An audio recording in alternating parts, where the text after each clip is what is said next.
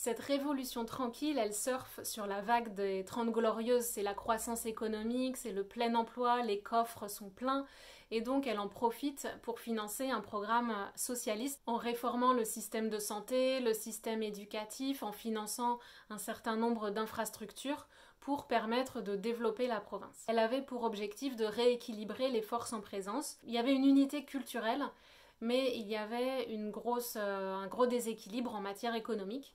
À l'époque, la population francophone était donc vraiment majoritaire, mais seulement 7% des entreprises étaient contrôlées par des francophones. Plus de 45% des entreprises étaient contrôlées par des fonds étrangers et plus de 45% par des anglophones du Canada. Donc ce qu'a fait le gouvernement, c'est de nationaliser un certain nombre d'entreprises pour enlever un peu de pouvoir aux anglophones et le redistribuer à la communauté francophone. À partir de là, on a enfin pu voir se développer une classe moyenne et une bourgeoisie francophone au Québec. Parce qu'avant, il faut savoir que les familles francophones qui voulaient le meilleur avenir pour leurs enfants les envoyaient dans les écoles anglophones. Donc la culture francophone risquait d'être assimilée et de disparaître progressivement. Donc pour empêcher ça, les gouvernements francophones a aussi promulgué la charte de la langue française, qu'on appelle la loi 101, qui s'assure de protéger la langue française. Donc c'est à partir de là qu'est née l'obligation de traduire tout en français, donc chaque mot anglais doit avoir son équivalent en français. Les noms des entreprises enregistrées au Québec doivent être en français.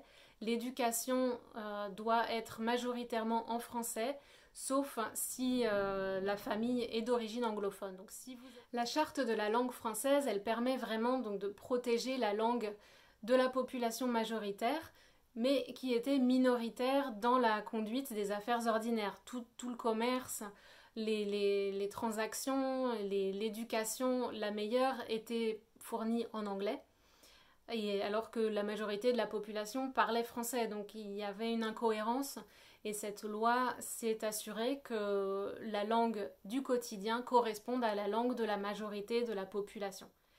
Donc ça peut paraître un peu extrême, mais effectivement c'était peut-être le seul moyen de protéger la langue et de la faire perdurer jusqu'à aujourd'hui. Cette révolution tranquille, elle redonne vraiment confiance aux francophones, elle permet l'essor d'une bourgeoisie francophone et ça correspond aussi à l'émergence de mouvements nationalistes.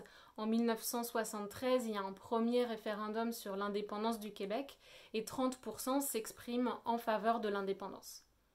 Malgré un référendum très serré en 1995 où les partisans du maintien dans la fédération canadienne ont gagné à 50,4% contre les indépendantistes, l'indépendance du Québec s'est passée très près, mais finalement ça n'a pas eu lieu. Le gouvernement fédéral a toujours réussi à accommoder un peu les demandes québécoises pour leur conserver un statut particulier à l'intérieur de la fédération. Et donc c'est bien pour le Québec qui peut continuer, qui effectivement a une des politiques plus progressistes, un peu plus à gauche que le reste du Canada.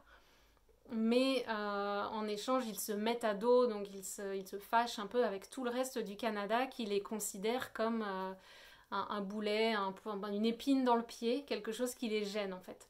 Et je pense que quand les anglophones critiquent le français, c'est pas seulement le français qui critique, c'est aussi le fait d'être québécois et le fait d'empêcher le Canada de faire ce qu'il voudrait dans ses politiques un peu plus libérales, on va dire.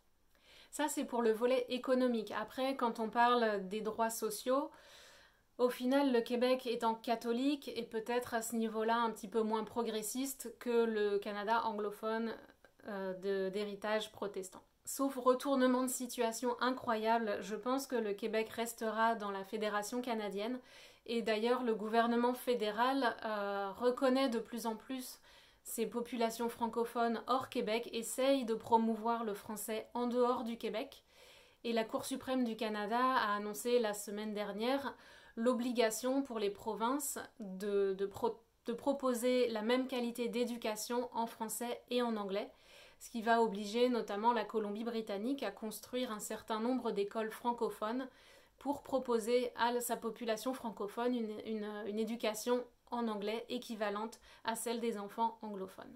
Et ça, c'est vraiment un tournant, je pense, pour la francophonie canadienne.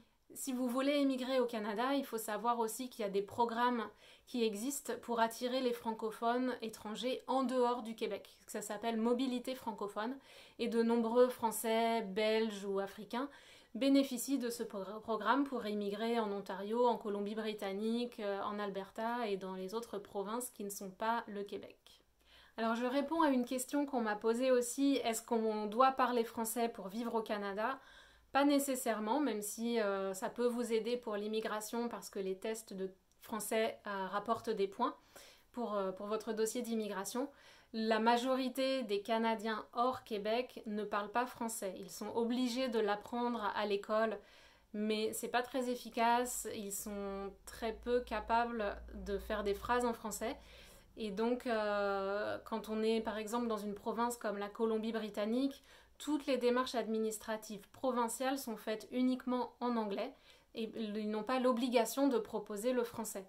Donc en fait, quand on est francophone et qu'on arrive au Canada dans une province anglophone, on est un peu surpris parce qu'on a cette image en tête que le bilinguisme c'est partout, c'est pour toutes les démarches administratives. Eh ben non, pas du tout en fait.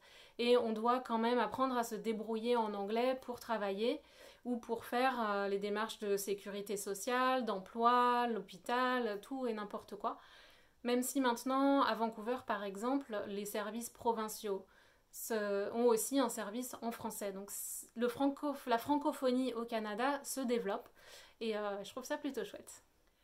Donc le Canada, c'est depuis le début une histoire partagée entre deux cultures, deux langues, deux pays, qui se reflètent encore dans la société aujourd'hui et dans le pays lui-même. Mais je pense que ces dernières années, le Canada fait vraiment beaucoup d'efforts pour intégrer toutes ces populations, francophones, anglophones, autochtones, pour essayer de créer un pays où tout le monde a des chances égales et peut vivre le mieux possible.